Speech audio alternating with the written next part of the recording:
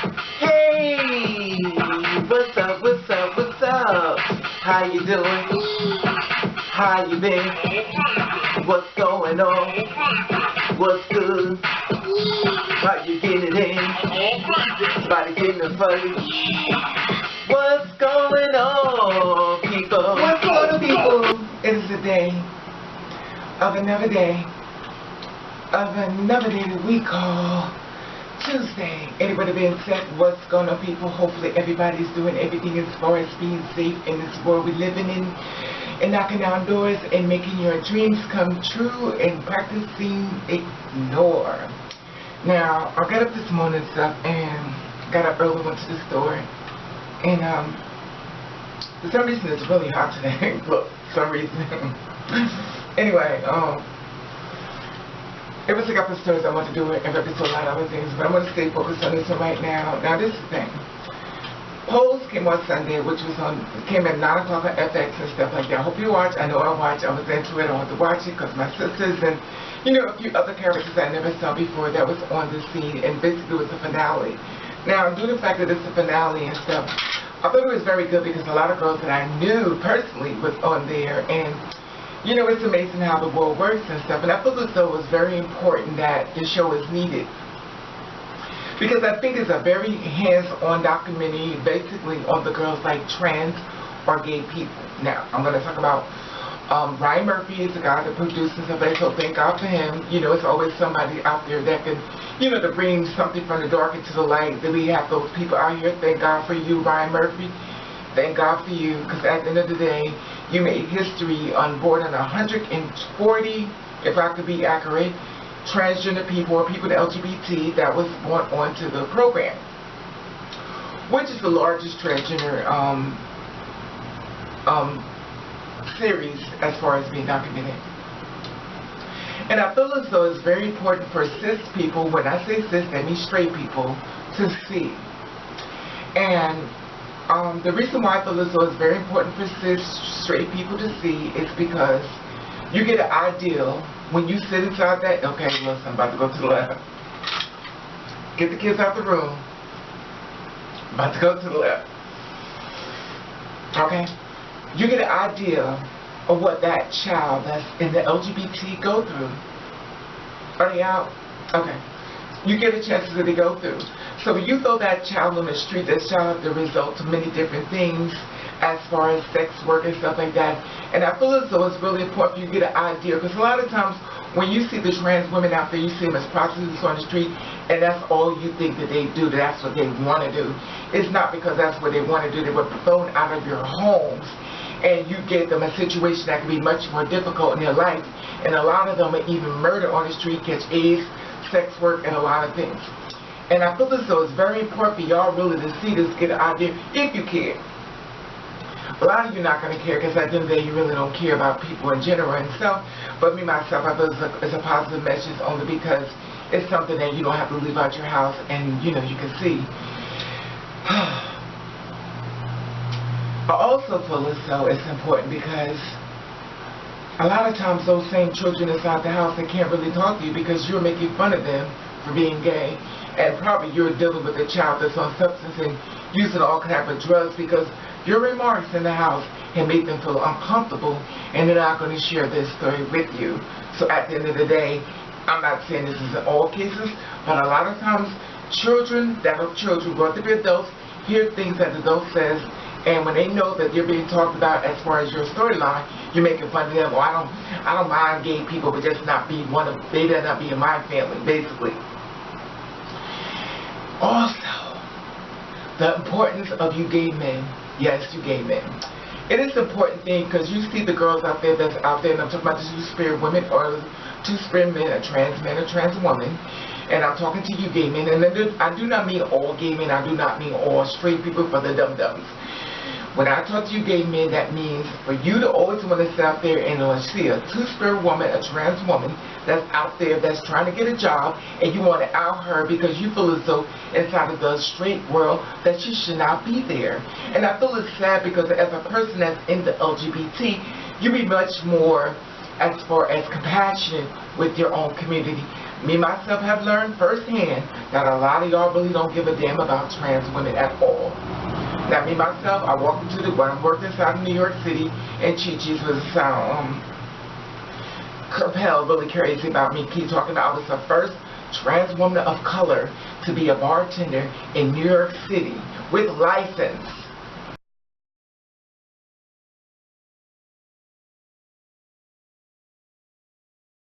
To work. And I thought that the gay men and gay people all sat together, and I found that it was not right, and I was wrong. And the thing about it is that when I went to a job in New York City and working there, trying to get a job there, one of the gay guys saw me there, and you basically told the guy or the person what I was. And the thing about it is that a lot of times I feel it's so important for y'all to see it, because a lot of trans women has helped y'all get on your feet. A lot of trans women has gave y'all places to stay, fed y'all, looked after y'all, when y'all parents threw y'all out on the street. Sure, some of you don't really understand what's like, because a lot of y'all became out the closet once you got out your parents' house, and you just became, you know, you got much more better. You snuck, or you basically never came out. You basically sneaking around, and your parents can't understand why you haven't brought a girl home, why you don't have kids, because at the end of the day, you're still sneaking hiding, because at the end of the day, you can't stand your truth.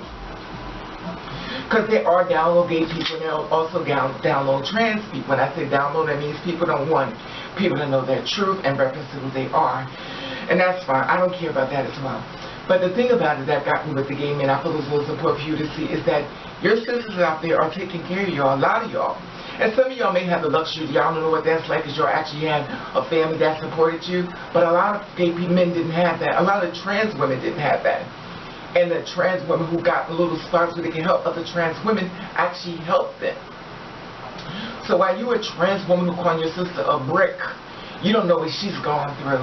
So I feel it's so very important for you to see it, how important you are to your sister, that you don't need to be putting her down. Sure, her transition may be different for her. Hell, sure, you may be even passable, even beautiful, but at the end of the day, they still see you as a man.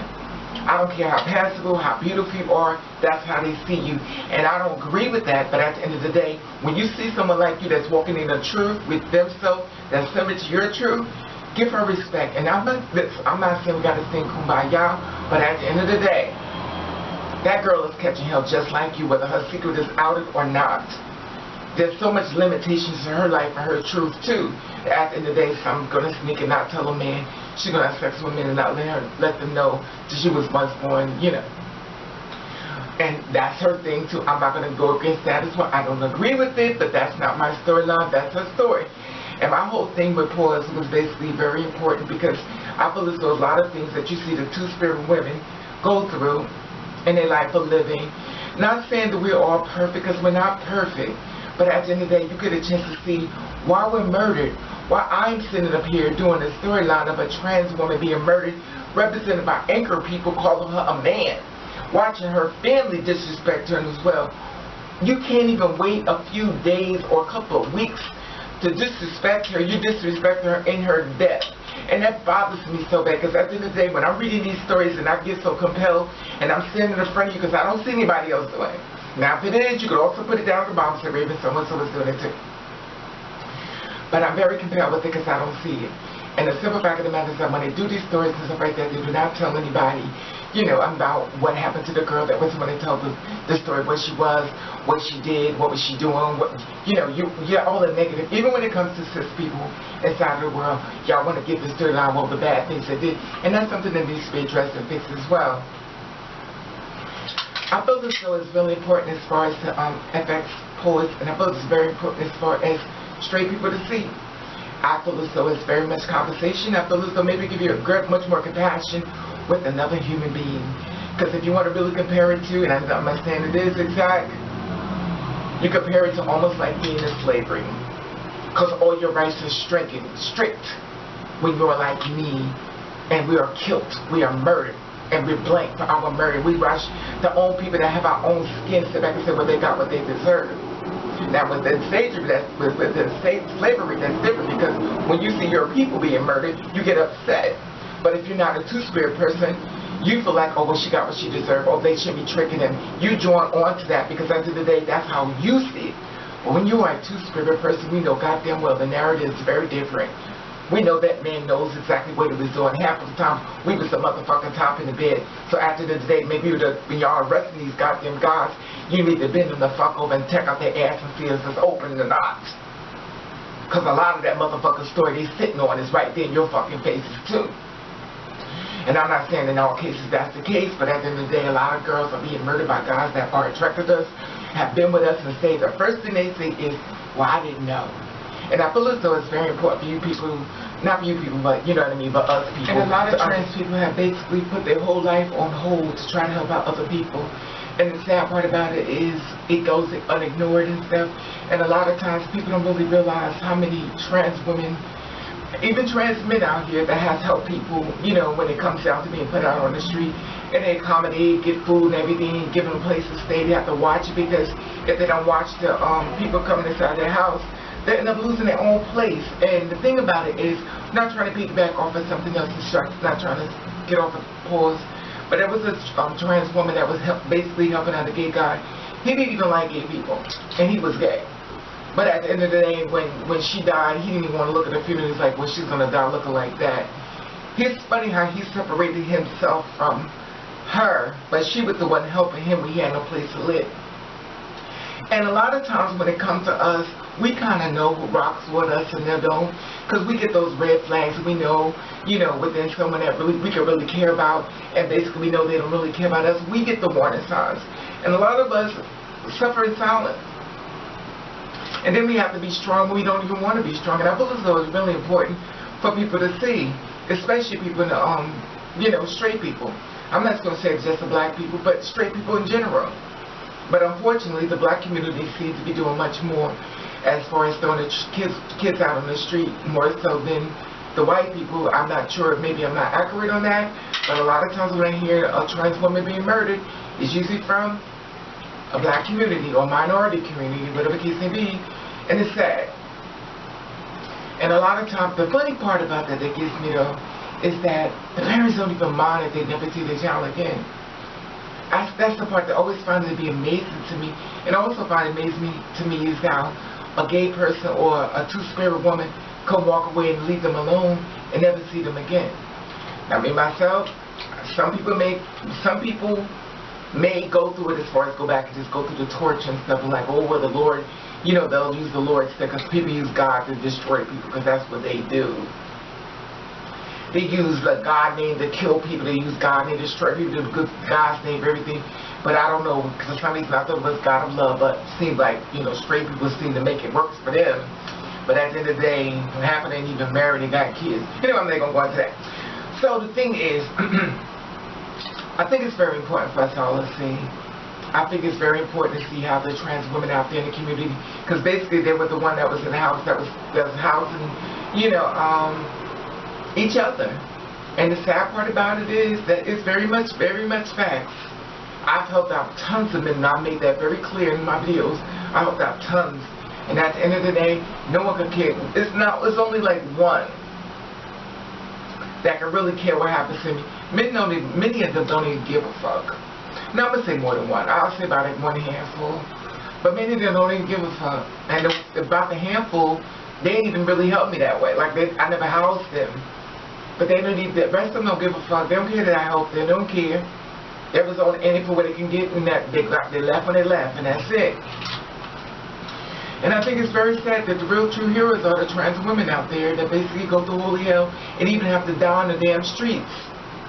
But that's just my opinion, and that's how I feel. Anyway, like I said before, I think it's very important. Hopefully be seeing season 2. What do you see about the episode you like the most? How do you feel about this? It's definitely how you feel about the trans woman being murdered. And I feel it's very important that when you tell the two-spirit woman being murdered, y'all really need to live out the fact that she was a sex worker, whatever the case may be. What you need to do, if you have to put it out this way, she had to survive the best way you can, because society refused to let her live a normal life. That's how you end it. You take that fucking mirror, you twist it right into y'all fucking face. You say at the end, since y'all like to say sex worker, she tried to live a normal life, and society refused to let her live a life. So we, as society, not me, y'all, made sure that her life struggles were hard, and now she's dead because of you. Say that part. I mean, let's call a motherfucking thing a thing. Don't sit back and say she had to do what she had to do to survive. She was a sex worker, she was a man, all this other shit. Tell her why the fuck she had to put in that license. Tell her why the fuck she had to do what she had to do. Because you motherfuckers refused to let her live her fucking life. You even treated her so fucking human. You didn't want to use a fucking bathroom, yet so she could wash your motherfucking toilets and fucking do your fucking hair. Oh, I'm going to the left. Anyway, that being said, I still be watching for his FX. Like I said before, I'm going to the left. I'm finished. Okay, like I said before, I love your feedback on this about the channel. I mean, not the channel. I love your feedback on this about Poise FX. And thank you, Ronald. Thank you, Ryan Murphy. Thank you for all the cast members for bringing this storyline into life. Thank you for Paris is Burning. Unfortunately, if everything that's documented correctly about y'all, who actually was the kind of title of like the forefront of it. God bless y'all all. From when I was here, y'all was not even paid to do a movie or a documentary. If that's accurate, I'm not sure. I may be over speaking. However, I love your feedback on that as well. Like I said before, subscribe to my channel at the top of this Instagram button. You follow me, I follow back. I love your feel about this. So what do you like about Pause? And tell me what you come from it. And I love how you feel about this. And where did you come from? Did you get the idea that the LGBT life was like that? They used the title of the ballroom scene because they got a chance to be everything they couldn't be when society threw them the fuck away. And then they have to survive the best way they can. Whether they mopped, as they call stealing, and they had to survive. When you had jobs and these, okay, I'm going to it. Okay. Like I said before, I love your feedback on this. Like I said before, subscribe to my channel. I'll let you know I love you. And that's the top of this Instagram button. If you follow me, I'll follow back. I'll let you know I love you. And thank you for watching. Catch 3. Alright, now come on, Raven, let's go on Instagram. Like, I know the title is Pose, but I want you to pause. And I want you to pause because there are so many people in the LGBT has been murdered, died from sickness and discrimination. There are a lot of girls that are trans that's been murdered. You have a story to cover, email me at ravenover@yahoo.com. At the top there's an Instagram button. If you follow me, I'll follow you back. And I want you to pause and live your life and thank God you didn't have to go through what the girls and the guys went through back in the day. Love you. Love you.